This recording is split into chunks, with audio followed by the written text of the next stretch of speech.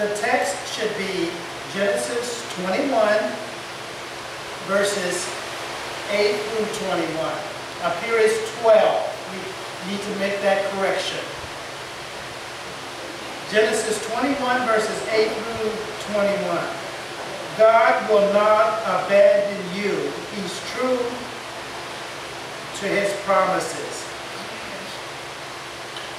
I found this sermon quite interesting as I put it together. It's not a very difficult text. It's just that when it came to gathering the information, I found it a little challenging. Let's start with prayer and then read the text. Almighty and all wise Father in heaven, we just come before your presence. We thank you that you are here with us on Calvary Street. Father in heaven, I prepared this sermon and I wasn't thinking about Father's Day in the least. But it does tie into Father's Day because you are our Father. We can go to you for what we need. And as Hubert Tikas mentioned in his Speaking of Life series, you are the Father. And we can go to you in prayer for whatever we need. And what you want, we might not necessarily want in the fashion that you answer us, but we need to learn to wait for you. So thank you. We ask for your blessings as we go through this text and this sermon, and we pray that it will be an understanding for all of us and that we can apply it in our lives. Thank you in Jesus' name, amen.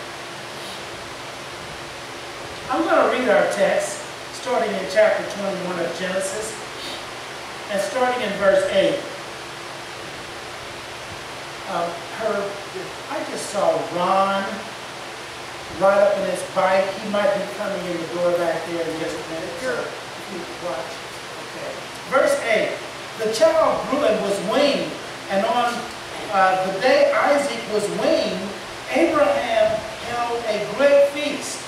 But Sarah saw that the son whom Hagar the Egyptian had born to Abraham was mocking. And she said to Abraham, "Get rid of that slave woman and her son, for that woman's son will never share in the inheritance with my son Isaac." The matter distressed Abraham greatly because it concerned his son. But God said to him, "Do not be so distressed about the boy and your slave woman. Listen to whatever Sarah tells you, because it is through Isaac that your offspring will be reckoned. I will make the son of the slave into a nation also, because he is your offspring." Verse 14. Early the next morning, Abraham took some food and a skin of water and gave them to Hagar. He set them on her shoulders and then sent her off with the boy. She went on her way and wandered in the desert of Beersheba. When the water in the skin was gone, she put the boy under one of the bushes. Then she went off and sat down about a bow's shot away, for she thought, "I cannot watch the boy die." And as she sat there, she began to sob. Then God heard the boy crying, and the angel of God cried to Hagar from heaven and said to her, "What is the matter, Hagar? Do not be afraid. God has heard the boy crying as he lies there. Lift the boy up and take him by the hand, for I will make him into a great nation." Verse 19. Then God opened her eyes, and she saw a well of water. So she went and filled the skin with water and gave the boy a drink. God was with the boy as he grew up. He lived in the desert and became an archer. While he was living in the desert of Paran, his mother got a wife for him from Egypt.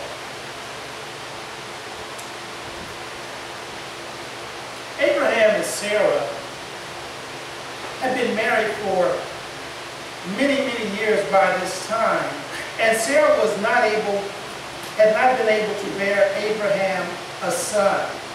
So Sarah concocted a plan that will allow Abraham to have a son through her handmaid. That was her plan. So, Sarah gave Hagar to Abraham as a substitute wife, a common practice of that time. A married woman who could not have children was shamed by her peers and was often required to give a female servant to her husband in order to produce heirs. The children born to the servant woman were considered the children of the wife.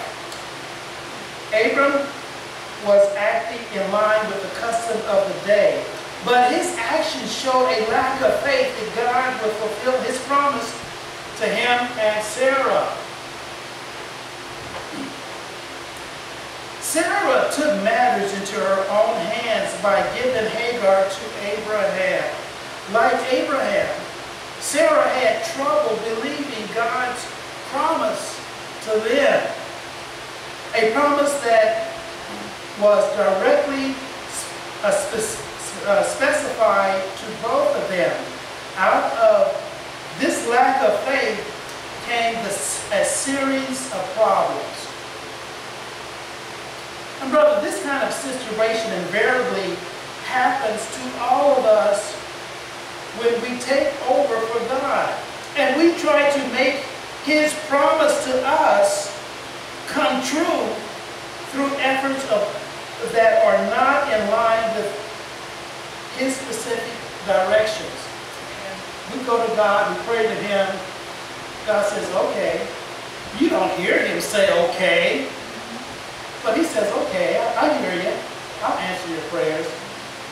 But sometimes he doesn't move fast enough. Can you imagine that? Sometimes God doesn't move fast enough. But he doesn't. That's all right, Herb. Don't worry about that. I'll walk away. Don't try to catch up with me. Sometimes God doesn't move fast enough for us. Sometimes, however, we just have to wait. When we ask God for something, sometimes we just have to wait for him to answer. However, we can be tempted to take matters into our own hands and interfere with his plans. You know, God is sovereign. God is almighty. And we can't think for him. We cannot think for God. Well, we think we can. But anyway, keep going. Did you get this? Sarah resorted to a custom of that day by which barren women could get a child through one of her handmaids. But this is not what God wanted for them. God's promise was to be fulfilled through both of them, Abraham and Sarah. Now, Hagar's pregnancy gave her, true to human nature, it gave her a strong feeling of superiority over Sarah, her master. Into this tense atmosphere, Ishmael was born. Mothers, butting heads. Into this tense atmosphere, Ishmael was born. For 13 years, Abraham thought Ishmael's birth had fulfilled God's promise to him. He was surprised to hear that Ishmael's birth through this handmaid was not God's plan, but that the promised child would be from his wife, Sarah, Abraham and Sarah's very own son.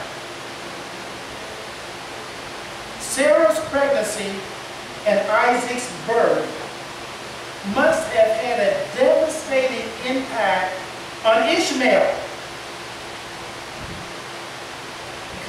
this time he was about 13 years old. Up until that time, he had been treated as a son and heir of Abraham. But this late arrival of Isaac made his future uncertain, unclear. During Isaac's celebration party, or his weaning party, usually at about age 2 or 3, Sarah caught Ishmael teasing or scoffing at his half-brother, Isaac. He was joking or poking fun at this little child. As a result, Hagar and Ishmael were permanently expelled from Abraham's family at the request of Sarah. Sarah blamed, however, Abraham for this whole ordeal. But Scripture shows it was all her own doing. Now, as I studied this 21st chapter of Genesis, I found that the supporting script of chapters were chapters 16 and 17 of Genesis. So let's go back to chapter 16 and get a little background. Genesis 16, starting in verse 1. Now, Sarai, Abram's wife, had borne him no children. I'm getting a little reverberation here. Maybe it's just a little too loud. Just a little loud. I'm going to start again in verse 1. Now Sarai, Abram's wife, had borne him no children, but she had an Egyptian slave named Hagar. So she said to Abram, "The Lord has kept me from having children. Go sleep with my slave. Perhaps I can build a family through her." Abram agreed with Sarah and said, Abram agreed to what Sarah said. So after Abram had been living in Canaan 10 years, Sarah, his wife, took her Egyptian slave Hagar and gave her to her husband to be his wife. He slept with Hagar as she conceived.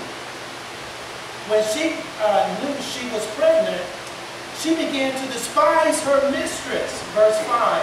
Then Sarai said to Abram, "You are responsible for the wrong I am suffering. I put my slave in your arms, and now she knows she is pregnant. She despised me. May the Lord judge between you and me." It doesn't sound right, does it? But anyway, that's what Sarah said. Verse 6. Your slave is in your hand, Abraham said. Do with her whatever you think best. Then Sarai mistreated Hagar, so she fled from her. The angel of the Lord found Hagar near a spring in the desert. It was a spring that was beside the road to Shur. So when Hagar left, she was on her way back to Egypt. That's where she was going. Verse 8. And he said, "Hagar," this is the Lord, "Hagar, slave of Sarah, where have you come from and where are you going?" "I'm running away from my mistress Sarai," she answered. Then the angel of the Lord told her, "Go back to your mistress and submit to her." The angel added, "I will increase your descendants so much that they will be too numerous to count." So there was a promise to Hagar. She said, then the angel of the Lord said to her, "Go back to your mistress and submit to her." The angel added, "I will increase your descendants so much that they will be too numerous to count."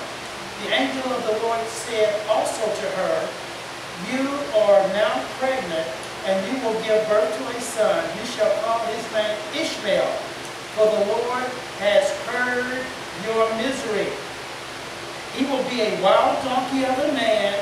His hand will be against everyone, and everyone's hand against him. And he will live in hostility toward all his brothers. So there you have basically how everything was laid out. Hagar realized that this was God talking to her. He said, "You shall call his name Ishmael," which means God hears. Actually, it meant God hears the cries of affliction of the boy Ishmael. Jump back, if you will, to chapter 21, verse 17. This is our text. Genesis 21:17. God heard the boy crying the first time, and then it says in that same verse again,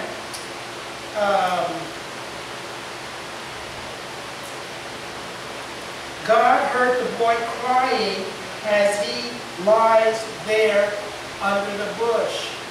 So God heard the cry of affliction of the boy Ishmael. Okay, and then in verse 18, the next verse, is his promise made to Ishmael. For I will make him, actually the promise made to Hagar, his mother, for I will make him into a great nation. Now, realize that in verses 11 and 12 of Genesis 16, that as God is making this promise to Hagar about Ishmael, that she would never forget that promise God made to her about her son. How could a mother forget a promise that God made about her son? That was a very strong promise that God made about Ishmael. Now, this is the covenantal agreement or contract that God made with Abraham. It included blessings to Abraham, his offspring, and his descendants. Jump to chapter 17.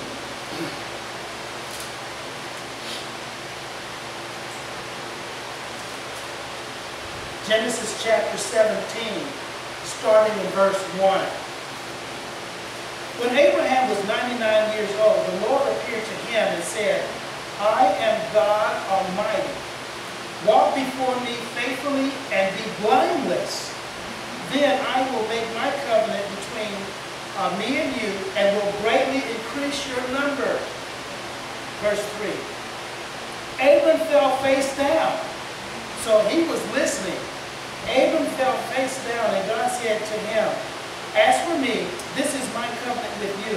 You will be the father of many nations. No longer will I be called Abram. Your name will be Abraham, for I have made you a father of many nations. I will make you very fruitful. I will make nations of you, and kings will come from you.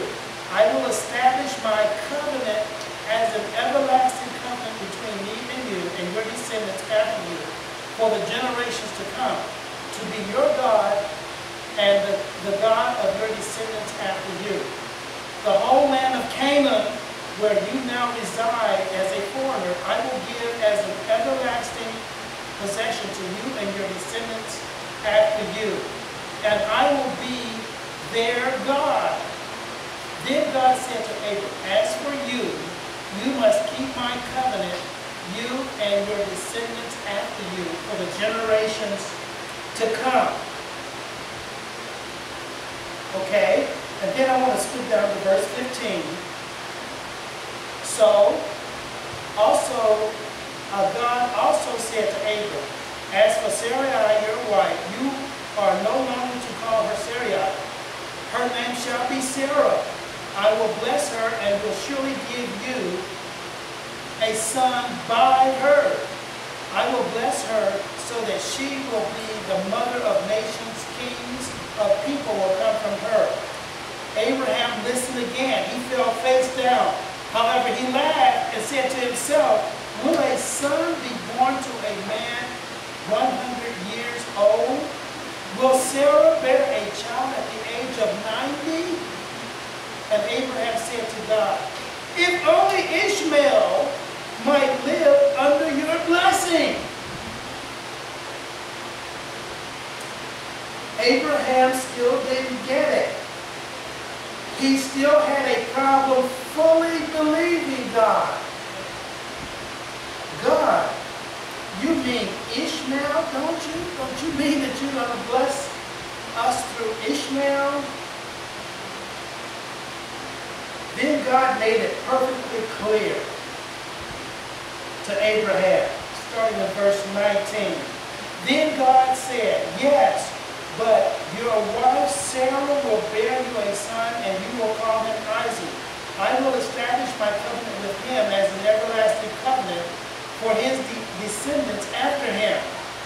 As for Ishmael, I have heard you. I will surely bless him. I will make him fruitful and will greatly increase his numbers. He will be the father of 12 rulers, and I will make him into a great nation. But my covenant I will establish with Isaac, whom Sarah will bear to you by this time next year. When he had finished speaking with Abraham, God went up from him. Wow, I got to hit this man with a hammer for him to understand it. So, there were several aspects to this covenantal agreement with Abraham. Number one, God would give Abraham many descendants. Many nations would descend from him. God will maintain his covenant with Abraham's descendants. And number four, God would give Abraham's descendant the land of Canaan, the promised land, the land flowing with milk and honey. These were very simple terms to this covenantal agreement. Abraham's part, you walk faithfully and blamelessly before me. In other words, you obey me. And then it mentions in verse 10 that he was to circumcise all the males that lived with him. God's part, give Abraham and his heirs property, power, wealth, and many other blessings. This was a covenantal agreement. It was simple. Abraham, I want you to walk faithfully and blamelessly before me. And then I want you to circumcise all of your servants, everyone, including you. You're 100 years old. Be circumcised. There was a special reason for circumcision, which I'm not going to get into now. It had a lot to do with your descendants will be special people to me. This is a sign that they're going to follow me. I need them circumcised. Well, blamelessly and faithful to me, and be everybody circumcised, all the males. Okay? And I will bless them uncountably with wealth, with health, with many, many other blessings. That was the covenantal agreement. My promise, God's promise to both Abraham and Sarah, was to both Abraham and Sarah. Ishmaelites were not of Israel, but Isaac's descendants were of Israel. You guys know that. You had Abraham, and you had Isaac, and you had Jacob. Jacob's name was changed to Israel. There was the 12 tribes of Israel. That's how that thing ran. Abraham, Isaac, Jacob, Jacob's 12 children, 12 tribes, and right on down. Ishmael is over here on the side. I'm going to bless that dude too, because he is your offspring, Abraham. But my blessings are going to flow between you and Sarah. Now, this was a problem, because Abraham is 100 years old, and Sarah is 90. Have you ever heard of such? I'm going to kid you. It's like Mr. Washington at church chasing around a 2-year-old. I mean, it doesn't happen. It doesn't happen. But that was God's promise. And God was true to his promise. And he made it happen.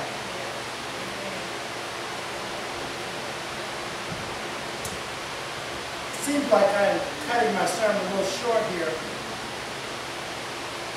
But God's promises prevail.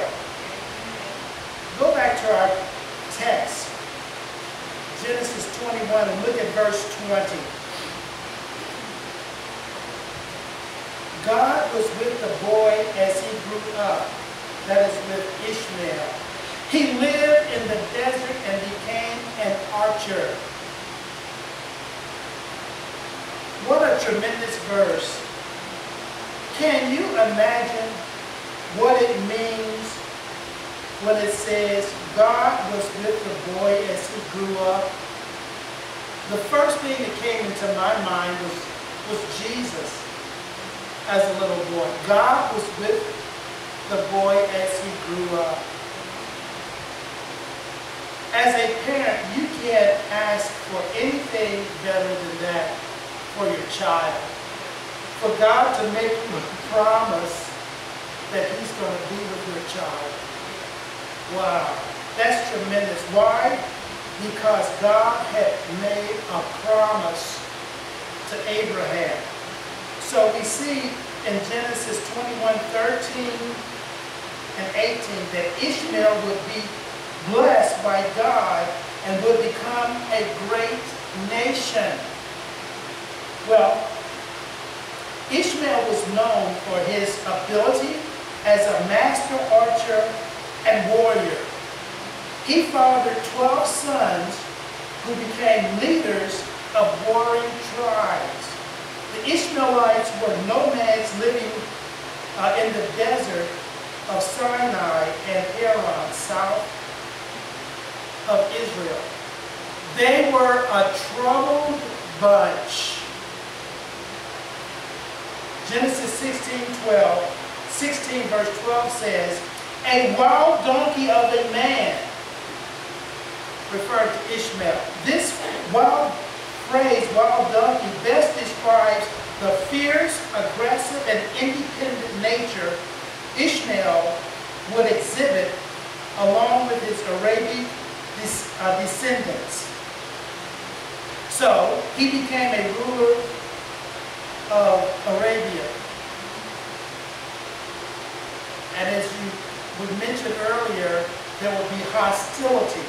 They lived just south of Israel. And he was a thorn in the flesh to the Israelites and to his brother Isaac. He was a thorn in the flesh to him. But he was a great nation.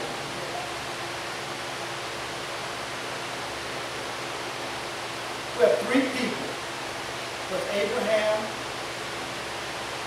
we have Abraham and Sarah, and we have Hagar. God made promises to them. God fulfilled, and I hope I kind of covered it in this sermon, he fulfilled his promises to each of them. In conclusion, how could Abraham doubt God? It seems incredible that he and Sarah in their advanced years could have children.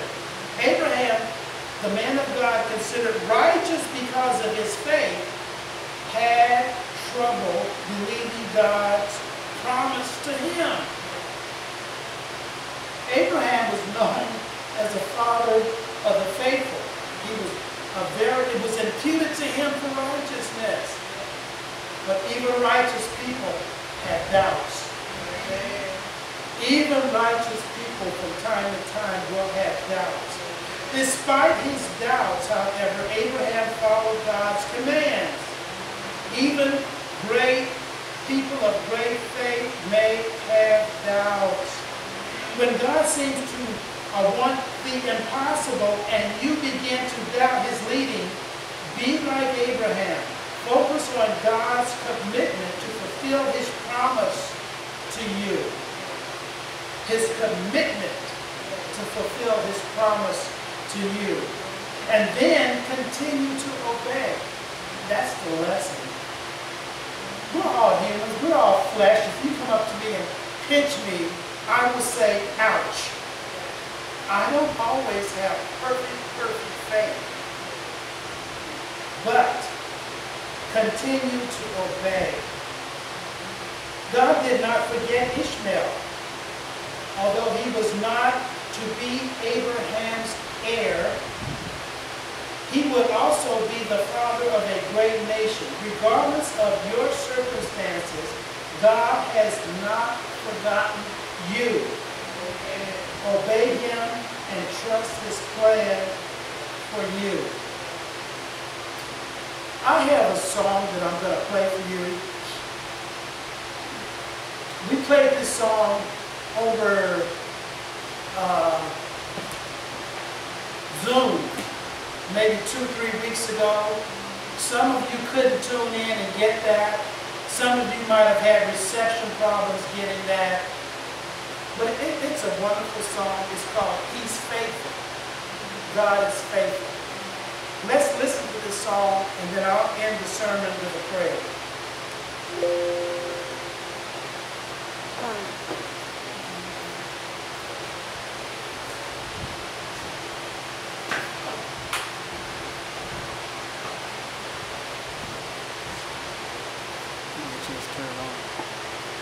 I used to have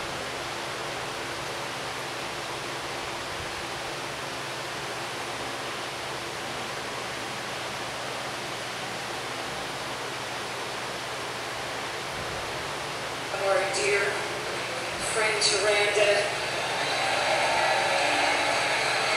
You know what? Every time we call her to come and help us, whether it's our Christmas show or Easter, whatever, you know what? She's always there. She's always willing. And that's so beautiful to see. And you know what? The gifting that God has given her is so special. And years ago, I wrote this song, He's Been Faithful. It was when my husband and I were going through something very, very difficult. Our daughter was away from the Lord. She was out of the house. We didn't know where she was. This went on for months and months. And you know what? Every Sunday, he and I came to church. We didn't want the people to know. We didn't want to put our burdens on them. And we just together just looked to God in faith. And while she was out there, she became pregnant and gave birth to my oldest granddaughter, who is my cottage joy. I love all my grandchildren, but the oldest one, oh, she's my heart. And it was a very difficult time, but what's so beautiful about it, and at that time I came down with cancer. Do you believe this? And I was in the hospital, and I was on my bed, and I was just having a pity party like you couldn't believe. I was feeling so sorry for myself, and I questioned God. I said, God, why? Why all of this? We follow after your calling. We're here in New York. We're